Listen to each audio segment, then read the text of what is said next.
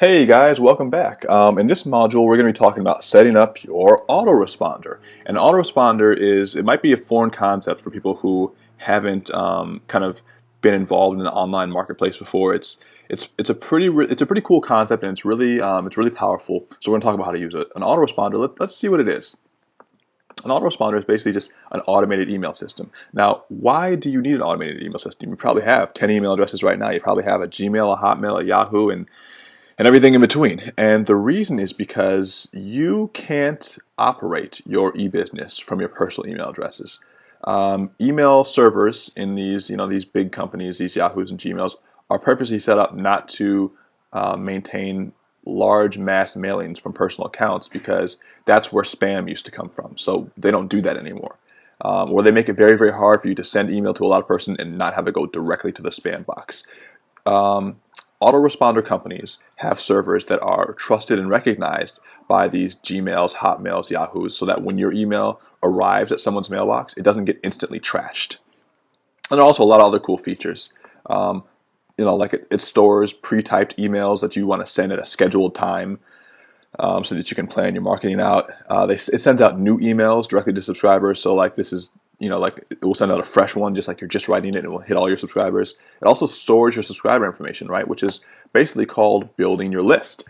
And building your list is probably one of your only hard assets as an online entrepreneur. And that's because, your emails that are on other sites, they can come and go. Your marketing, fades with time. Your social media presence can go up and down. But if you have a hard list of people who are interested in your product, who have opted into your product, or who've just decided to be there, then you have people who you can sell to. And it really is an essential tool for online product sales. When you think about social media, which is SM, it outperforms social media for direct sales by a landslide. And think about the social media space right now. People don't like to be sold to on social media. They like to be entertained. They like to be part of a community on social media, but they don't like to be sold to. Think about what the big boys are doing: the Nikes, the Cokes, the Coors Light. They never try to sell you their product on Twitter. They never try to solicit you. They're always like, hey, join the Nike Revolution, or hey, join the Heineken Club or whatever. And they want you to like it and friend it and tweet it and stuff, but they never want you to buy anything on social media. Social media is always a funnel to get back to their other more traditional sales pages, because people don't like being solicited on social media, right? Social media is not going to work. Even if you have a million friends on social media, it's probably not the best way for you to go out selling things. That's why email is not dead. Email is still the way that people respond in terms of buying products, and that's awesome. If you think about this, I made a type of little thing. Think about having a 10,000 person email list, which isn't really that crazy. It's actually very doable, within a year or so. Think about a 10,000 person email list. If you even had a 1% return or a conversion, so like if you started selling your things via email and only 1% of those people actually decided to buy your product, that's 100 people. Now, what if you had a pretty moderately priced $200 product times 100 people? That's $20,000. Okay? You know what? We can even back that up. What if you had a 0.5? What if you had a half of this? I guess it would be like this. What if you had just half of 1% of the 10,000 people? Okay? That would be 50 people. And even that times a $200 product is $10,000. Now, I am not mad at that, okay? And this is on a pretty moderately sized list. I mean, that's a good sized list, but the whole point is it's totally doable. 10,000 people on the internet is not that big anymore, and we're talking about a minuscule return. We're talking about half of 1%, with a pretty moderately priced product for this marketplace, depending on what your product is. But I mean, $200 is not crazy, Could you count on half of 1% of people to buy your stuff? You could count on half of 1% of people to buy anything, even like a gold-plated back scratcher on HSN. So trust me, this stuff is totally doable, and you can see now that's all about volume. The more people that you add to your list, the better you make your conversion, which we could even assume at one point it's going to be higher than 1%. But the better you make all these factors, the more people you're going to get to purchase your product, the more money you're going to make, which is awesome. So let's talk about the purpose of an autoresponder, because it's not just about selling. The purpose is to build relationships first and foremost. You want to build a warm relationship with your list, right? You want people to know you, you want people to like you want people to expect your emails, you want people to open your emails when you send them, right? You want people to actually engage you, and because that's going to help you to propel your business. You also want to sell your product. Obviously this is about sales, part of it. And you also sell other people's products, which is called an affiliate launch, and that's where you start making the big money, because then you're just launching someone else's product, and there's the whole aggregate effect of having the domino or the pyramid effect where everything is working. We'll talk about that later. And so there are a lot of different choices for your autoresponder. Um, the most popular one is Aweber, okay, and then there's also Mailchimp, there's iContact, there's a couple others. Um, let's talk about pluses and minuses, right? So let me just expand this right here. And actually, I'll show you right here. I use Aweber. So this is Aweber. I use Aweber. And there's also Mailchimp.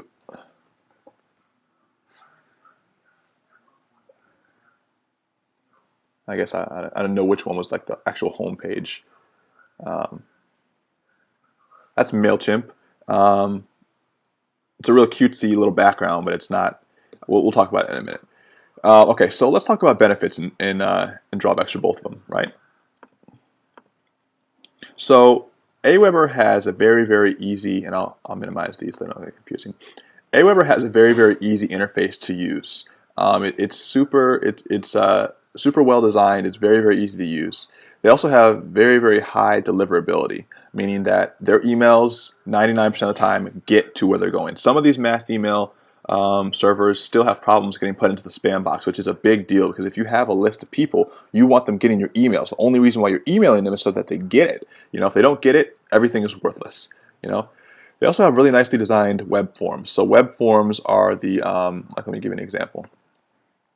If you go to danildphouse.com, this right here is a web form, this little subscribe box. Or if you go to rich20something.tv, which you should be tuning into, this is a subscribe box. Or if you go to rich20something.com, this is a subscribe box, right? This is a subscribe box. So basically, Aweber allows you to construct these type of forms, these boxes inside their software platform, and it's actually really it's really easy, and they come out beautifully. And I'm not going to go into how I would design every single thing on Aweber, just because they have so many tutorials of that online, and I want to give your time to more important things. I want to give you the overall view, and then you can learn as much as you want on Aweber, because they have some great tutorials, and they also have free webinars and stuff to teach you how to do this stuff. It's really easy. The drawbacks of Aweber are, or the drawbacks of Aweber are that it does cost. It's like $19 a month. So that is one consideration. If you want to go completely bootstrap, you have no money, you have no startup capital. Like I said, there are pretty much free ways to do all this stuff. There are some that will end up looking and feeling a little bit better than others. But if you really just want to get this thing going, you don't have to use Aweber, because there is a cost involved there. The list transferring with Aweber is harder. With Aweber, they're very, very anal about how their lists are set up, because they want people to have subscribed to the service. They don't want you to just be putting random people, like for instance, we'll talk about that when we talk about double and single opt-in, but they don't want you to just put a whole bunch of random people on your list and start spamming people. So they make it harder. Let's say that you have a list with another company, or you have a big list that you've already collected from like maybe your business, which is offline or somewhere else. They're going to make it harder to input all that information, because they don't want you to just have a random list of people. They don't want you to buy a list of people offline and then start spamming them. So they're going to make it harder for you to transfer another list from somewhere else. If you build it within Aweber, it will be fine. But if you transfer somewhere else, it's harder. So there's also Mailchimp, right? Mailchimp is really easy to use as well, and it's free up to the first 2,000 subscribers, which is a lot. 2,000 subscribers will get you some good traction, and it will start making you some money, and it's good. It also allows blind subscription, meaning that if I guess I can just give you an example. There's Blind subscription is when you sign someone up for your email list without them consenting. So basically, in MailChimp, you could just pop in a bunch of email names and it would sign them up for your list.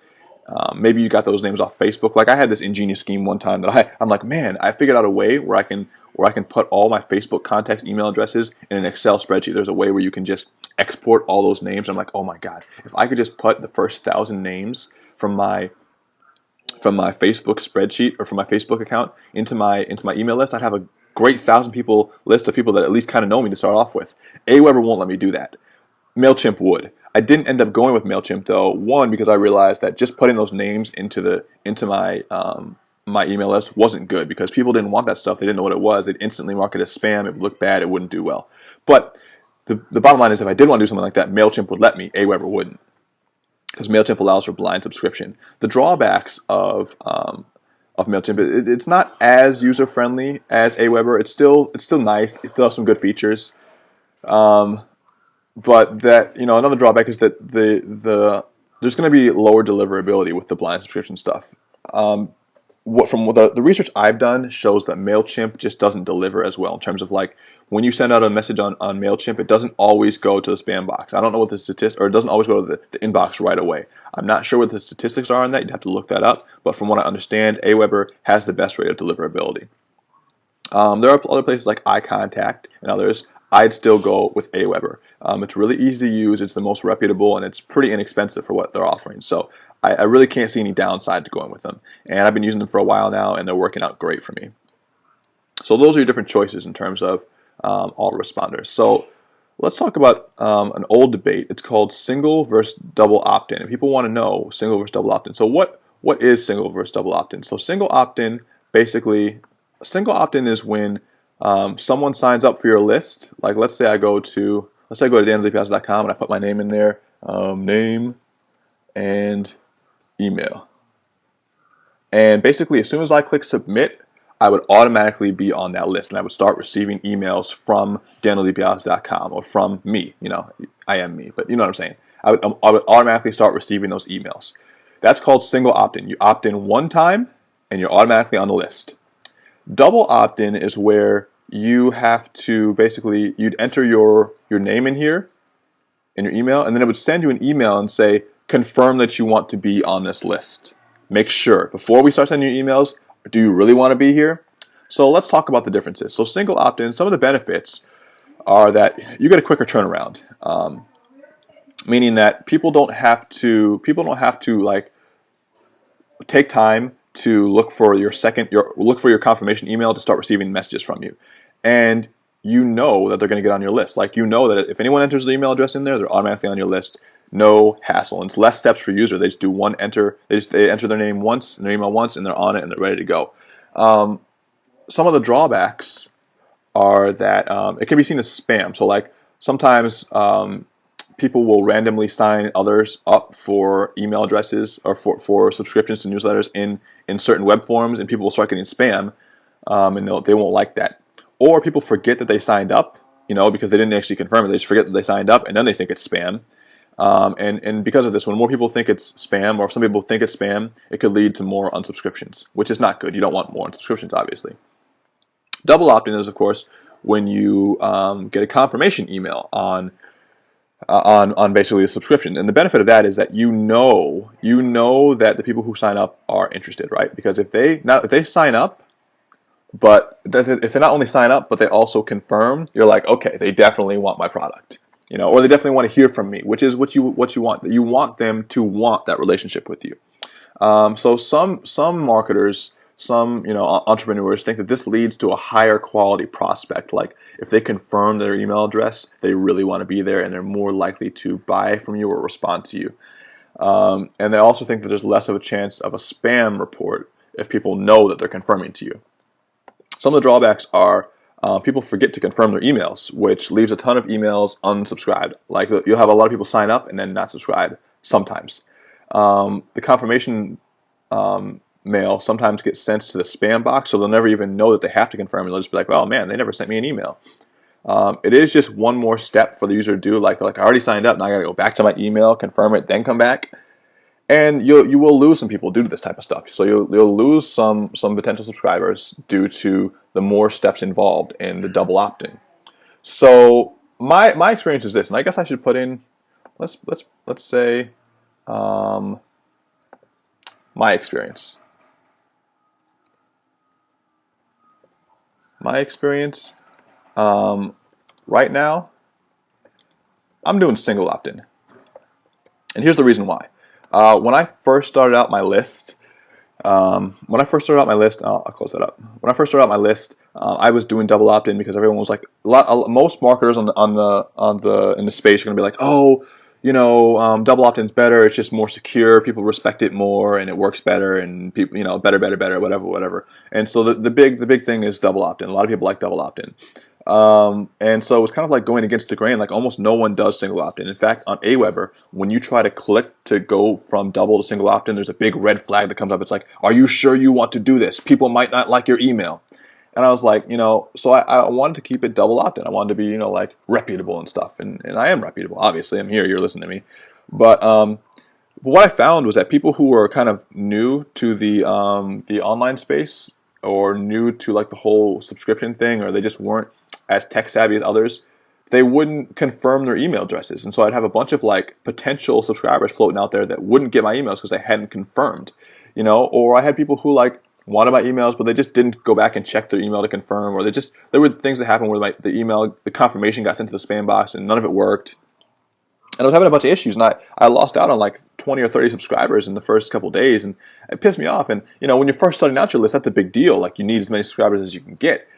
So my advice is this: I would say start off with single opt-in, where it's easier for people to just get on your list and start hearing from you. You're not going to get too many spam complaints at first if you don't have a million people on there. You'll be fine.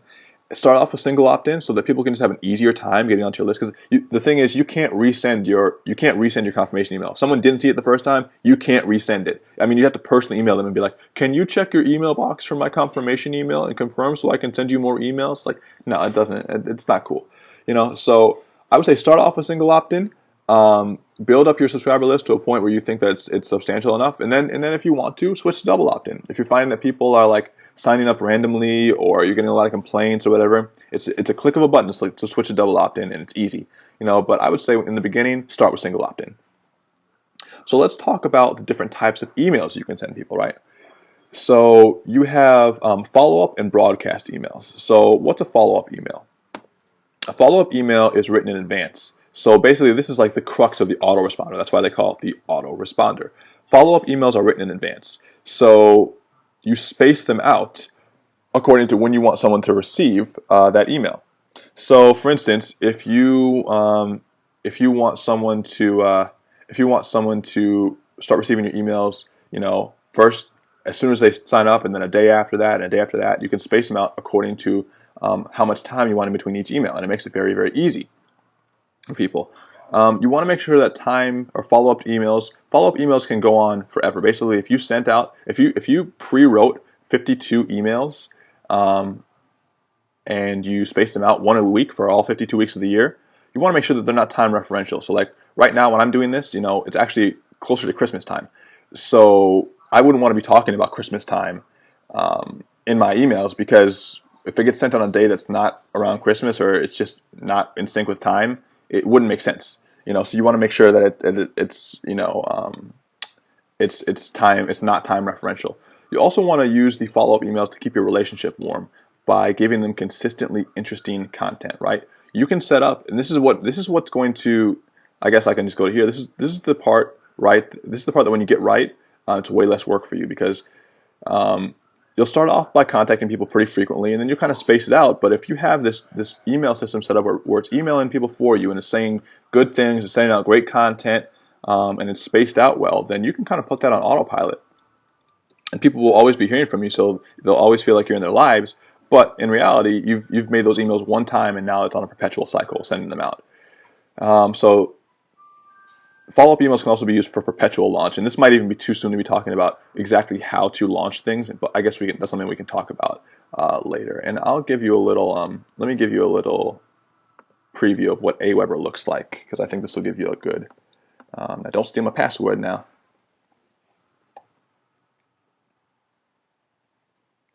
right? So these are the recent broadcasts that I've sent, right? These are the recent broadcasts that I've sent. So these are, and let me show you. So you have subscribe. I'm not going to scroll down. I don't want you to see any emails. This is my subscriber list, though. I don't want you to necessarily look at anybody's email address. But this would be where you look at your subscriber list. I just don't want to compromise information. But this is the cool part. This is where the messages are, right? So so if you look at the follow-up messages, I've set up this sequence of 8 emails that sends out, and you can see the first email is at interval 0, so it sends out as soon as you sign up. You get day 1 of Rich 20 Jumpstart, which you've already gotten. Then 1 day after you get another email, another day after you get another email, then 2 days it waits, then 1 day, then 2 days, then 2 days, then 1 day. And this is just my 8 email sequence. I have to make more. I'm working on making more. By the time you actually are watching this, I'll have made maybe 10 or 20 more. But you can also, and so this is where you create and design your emails, because you can create a new HTML message, and basically they have really cool forms where you can design your emails a certain way. I like to just have mine plain, but you can write your email. You can write your email down here. But this is the cool part. They have the web forms, right? So I have a couple different web forms. So each one is for a different website or a different area. But you can go into the form, and you can actually design how it looks. It's all click and drag and graphically interfaced. And you can also do a lot of custom settings on your list. And then you can also look at reports too, right? So these reports track like the progress and the success of your emails.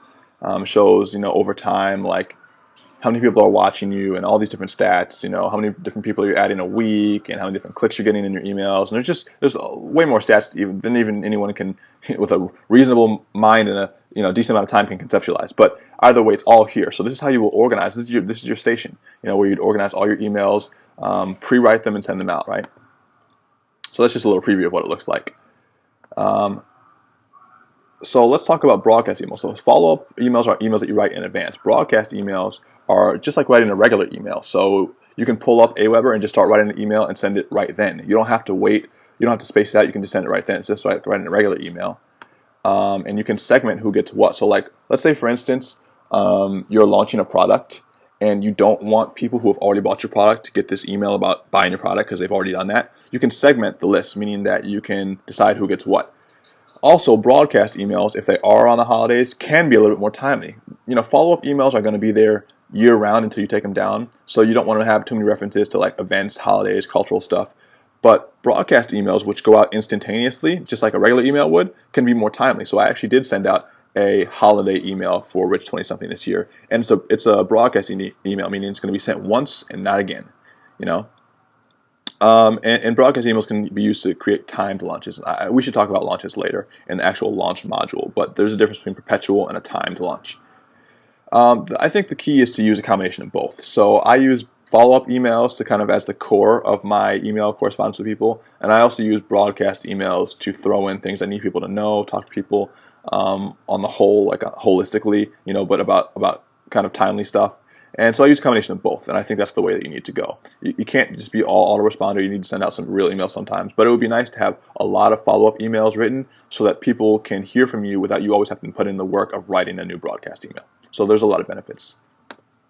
So let's talk about what to write in your emails, okay? So you're like, all right, I got those email addresses. What do I write in them? Well, it's all about getting the email opened, right? It's all about having a good subject line. If you don't have a good, interesting subject line, people aren't going to open your emails anyway. So in terms of subject line, one thing I like to do is I like to make sure it's eye-catching, and I like to make sure it doesn't look too, I don't know, like I guess snooty and professional in some ways. So I always try to have some little, some little catchy phrase or some sort of, and you've seen my emails before, so some sort of catchy phrase or some sort of like making you wonder type thing, even if it's a little like brash or whatever. Sometimes, as long as it's all in good fun, I like to be pretty kind of funny with my email headings. I like to be eye-catching because you get so much shit in your email box every day that you're like, man, I don't know what to open. I don't open half my emails anyway. So this one has to be good. And I also make sure that I have it lowercase. So like for instance, I make it conversational, like I'd be talking with one of my friends. So instead of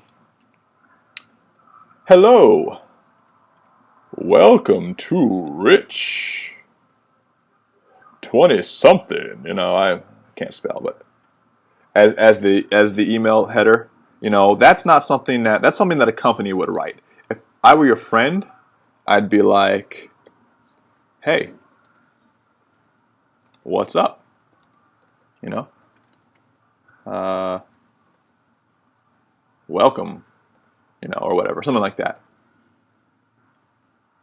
Whatever. I'd make it more conversational because people, when they're talking to their friends or people that they care about and know, aren't worried so much with pretense. So I do the same thing with my emails. I don't. I tend not to put subject lines in uppercase. I tend not to be too anal about my capitalization and all that kind of stuff. And I just try to make it pretty informal. But when you get your email opened, you have to have a history of quality, right? So you always have to give good stuff. You don't want to spam people with bullshit stuff. You don't want to be selling them all the time. You want to give them good content so that they look forward to opening your stuff, right? And also you can split test your emails. So that's something that we'll talk about in a later module as well, like in terms of like split testing. But you can split test your emails, meaning that you can try out different emails and see which wordings work the best, and then you can tailor your emails to figure out like which ones get the most clicks and all that type of stuff. So that's something Aweber can help you do. Now, when you're writing your emails, you want to keep it conversational and to the point, right? So a couple things you could do. You could offer tips. So like, let's say you're like teaching people how to quilt. You can offer the quilting tip of the day, or you're teaching people how to do guitar. You can, offer the chord of the day. You can also ask a question to the group and ask them to respond, right? And this is good because not only do they feel like you're engaged and you care about what they're doing, but also it gives you really good market research to make your products and your letters better, right? So when you ask a question to them and they respond, that's a good way to engage them. You can also make sure to tell your personal story and how you overcame whatever obstacles you were dealing with, because people want to have some daily dose of motivation. They appreciate that type of stuff a lot of times. I know I get a lot of feedback saying, hey, great story that helped me, stuff like that on some of my different lists. So it's cool. You also want to encourage participation. So you want to make sure, hey, you're saying, hey, make sure to email me or respond to this email, tell me what you think, or drop me a line, or just make sure you're accessible. I always make sure to remind people that, like, hey, I'm a real person. You can respond to me and I'll respond back to you. I'm a real person. I know I'm using the autoresponder, but that's because I can't email all of you individually. The reality is I'm a real person, and if you respond to me, I'll get back to you. I'm not a robot, People really like downloads and free goodies and stuff, stuff that not everyone else is getting. And like, for instance, I have a couple different downloads in my autoresponder series, like little worksheets and stuff that I send out. And I'll check the stats on how many people have downloaded that stuff, and it's through the roof, man. People love to get free stuff, even if it's like not a big deal. The fact that you're giving them something to download for free, they love that. And so if you can create some free content to download, even if it's just a special report or an article that wasn't published somewhere else or anything, it's good stuff, and it builds good rapport. A lot of times you should put a picture in there. Maybe put a picture of yourself. I haven't done this yet, but I'm planning on doing it. And basically putting a picture of yourself in there makes the email more personable. It's like if you have a magazine, that's what this email newsletter is. This is your magazine. So just like Oprah has a picture of herself on her magazine, like that's genius. Like she's branding herself with her magazine. Like when you see Oprah magazine, you see Oprah's face. So that's genius. With your emails, you should have your face. And that's something I'm going to start doing, and I encourage you guys to do it too. And then of course with links, when you put links in your emails, you want to have more than one. So let me give you an example. Like if you want someone to click on something, you should at least have two opportunities for them to click on it, because a lot of times, our attention spans are pretty weak. We'll look at something and we'll be like, hey, I'm working on this thing, and then we'll read the rest of the email, we'll get distracted, and we'll close it out. So you should make sure that, within the email body, you have several different opportunities for them to click on the same thing. You don't want to be obnoxious about it, but it could be like, hi, and then it could be like, blah, blah, blah, blah, blah, and then you'll have a link, and then you'll have a little bit more writing, and then you might have another link, and then you'll have a signature, and then at the end you'll have a PS and another link. Depending on the size of your email, 3 links might be too aggressive. Maybe you should go with 2. So maybe you take out this middle one and just keep the one on the end. And then the link doesn't always have to be like the direct link. It can just be like a blue linkified word like click here or my new article, or it doesn't always have to be like this to the direct link. It can be part of the email. It can be integrated into the email. It doesn't always have to be separated aside from everything. It can be integrated. But the whole idea is you want to give people multiple opportunities to click on whatever you want them to click on, because that's the whole goal. Like, you got to think about the big picture of the email process here. The big picture is get people on your list, get them to read your emails by opening them, right? Get them on your list, get them to open your emails, get them to respond to what you're saying to them, get them to click what you want them to click, and then getting them to purchase. So there's a lot of steps involved in that, and you have to make sure that they have plenty of opportunity to click on that. So you want more than one link in there. And this is basically, what the autoresponder is about. It's about setting up a system where you can communicate with a lot of people at once, and where you can have a system where, even if you don't have a gigantic conversion rate, which we'll learn plenty of things to make your conversion rate more than 1% here. But even if you had a small conversion rate, with the size of your lists, you can still make sizable amount of money. That's what autoresponder helps you to do. So that's kind of just an overview of what it is. And so I would encourage you to go to either Aweber or MailChimp or any one of those services right now and sign up so that you can start integrating that into your website. And it's pretty easy to integrate the autoresponder into your website. There's plenty of tutorials on those respective websites just tell you how to integrate it. But basically, it's just copy and pasting a code. It's not hard. So yeah, guys, we'll talk soon, and enjoy your new autoresponder.